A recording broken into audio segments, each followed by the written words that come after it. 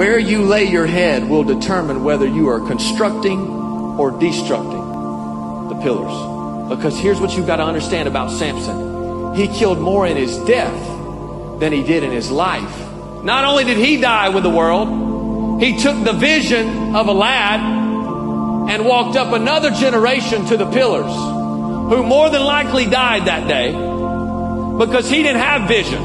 And old Samson, who still didn't have it figured out in his mind, said, "Oh Lord, would you remember me and give me avenge for my eyes that the Philistines took. You laid it in their lap. When you lay what God gives you in the lap of the enemy, do not be deceived. For God is not mocked. For whatsoever a man soweth, that shall he also reap.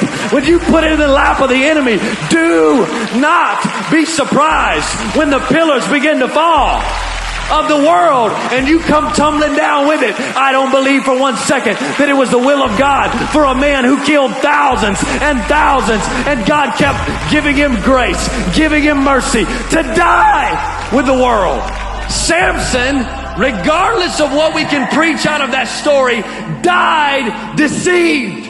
Deceiving your own self, because the lust of this and the lust of that and the dreams of this world have put me in a place to where I have fallen into this American dream that's flashing before my eyes, and I want to go over to the vineyard even though I know I'm not supposed to be there, and I'm going to go do this even though pastor says I shouldn't go there, and I know the law says this, and I know the word says this, and I know if I'm going to truly preach the gospel, and if I'm going to be a Sunday school teacher, I have to do this. If I'm going to be used of God, I'm going to have a testimony that I've got to stay pure and I've got to stay holy. But I've got this dream that I've conjured up, and I've seen some things on social media, and that's who I want to be like, and that's who I want to look like. And before you know it, you laid your calling, your anointing, your whole purpose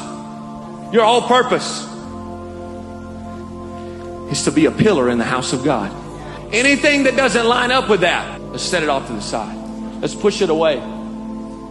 Because Samson is a great example of what happens when you put your head in the lap of the enemy.